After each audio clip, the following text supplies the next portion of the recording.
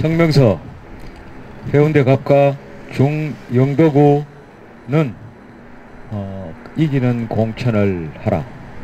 부울경 국회의원 시민검증단을 비롯한 15개 시민단체들과 부산 시민들은 지난 2월 20일 미래통합당 부산시당을 통해 미래통합당 공천관리위원회에 다음과 같은 7가지 공천 기준을 제시한 바가 있습니다. 첫째, 자유민주주의 헌법소의 의지가 강한 후보를 공천하라. 둘째, 한미일 삼각동맹을 강화할 후보를 공천하라. 셋째, 대한민국을 사회주의화하는 전교조와 민노총과 싸울 수 있는 후보를 공천하라. 넷째, 국가인권법에서 성적 지향을 삭제하고 차별금지법과 각종 조례와 동성애 합법화를 막을 수 있는 후보를 공천하라. 다섯째, 대한민국 국민으로서의 북한 주민의 인권을 위한 북한 인권법을 지지하는 후보를 공천하라.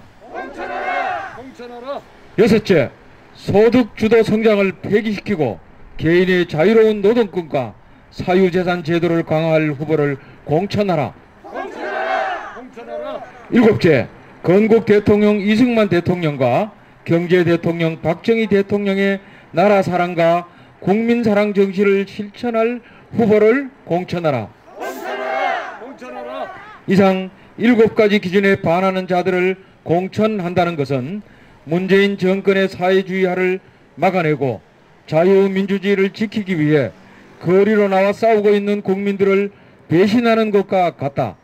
그런데 해운대 갑의 후보 공천 과정에서 하태경 현 국회의원이 경선에 포함되었다는 것에 우리는 심각한 배신감을 느낀다. 지역구 후보를 선정하는 경선 과정에서 대다수 주민들은 예비 후보의 국가관이나 가치관을 살펴보고 투표하기보다 현역 지역구 국회의원이라는 프리미엄을 보고 투표할 것이다. 결국 이것은 국민을 위해 이기는 공천을 해야 할 공간위가 정치인을 위한 정치를 하고 있다고 볼 수밖에 없다. 아직도 미래통합당은 정신을 못 차리고 있다.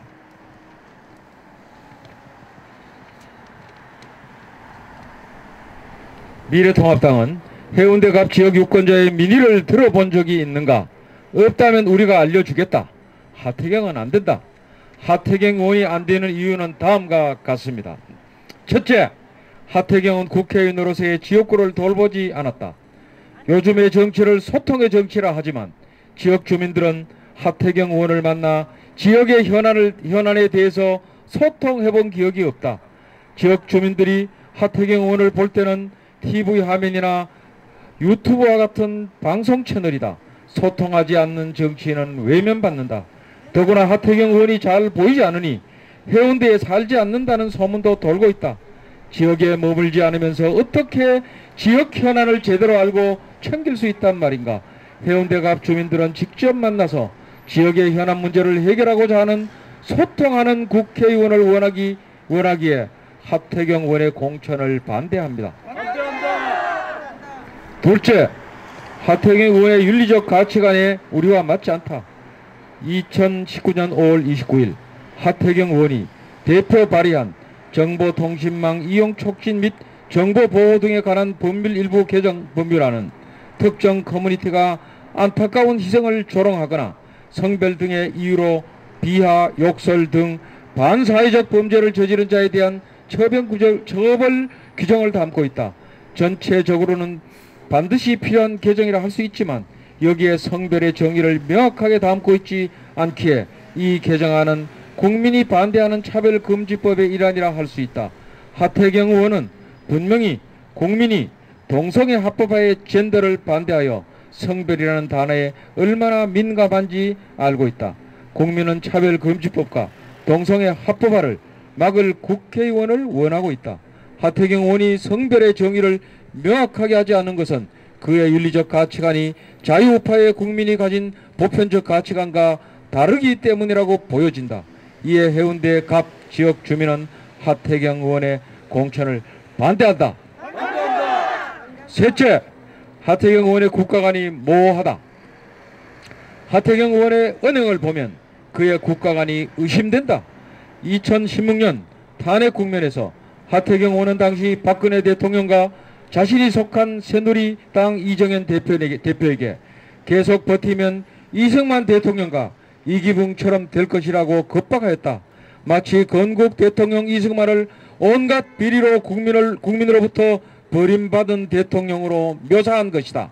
무엇보다 현재 대다수 국민들은 박근혜 대통령의 탄핵에 대한 정당성의 의문을 갖고 있으며 이것을 공정하게 바로잡길 원하고 있다. 하태경 의원에게 묻는다. 박근혜 대통령의 탄핵은 정당하고 공정했나? 탄핵의 사유가 여론재판과 정치적 이유는 아니었던가? 자유민주주의 국가의 국회의원이라면 여론재판으로 국가의 중대사를 결정해서는 안 된다. 자유민주주의는 법치와 개인의 자유와 사유재산권 존중과 시장경제 원리로 국가를 운영한다. 반면 인민민주주의는 선동과 여론으로 국가를 운영한다. 하태경 의원의 모호한 국가관으로 인해 해운대갑 주민은 그의 공천을 반대한다. 이제 다 돼갑니다. 넷째, 하태경 의원으로는 상대 후보를 이길 수 없다.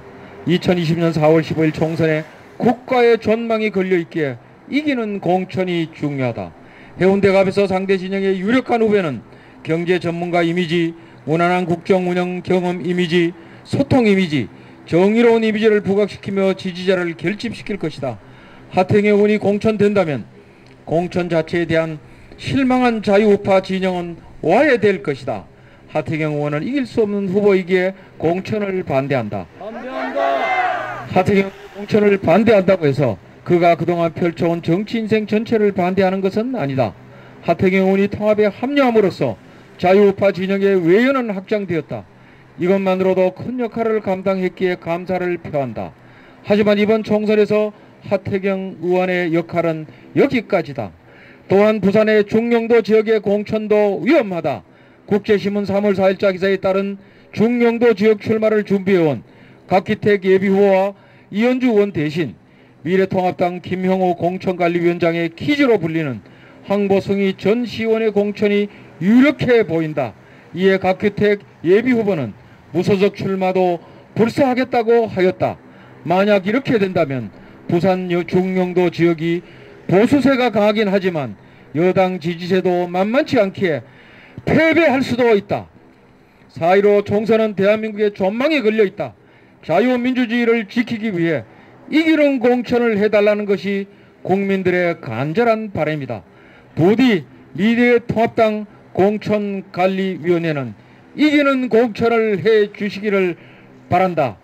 2020년 3월 5일 부울경 국회의원 시민금주당 단장 나영수, 해운대 지부장 전정호의 자유민주주의를 사랑하는 국민 일동. 이상입니다. 우리 해운대 지부장 우리 금정 지부장님 한 말씀 잠깐 하시죠.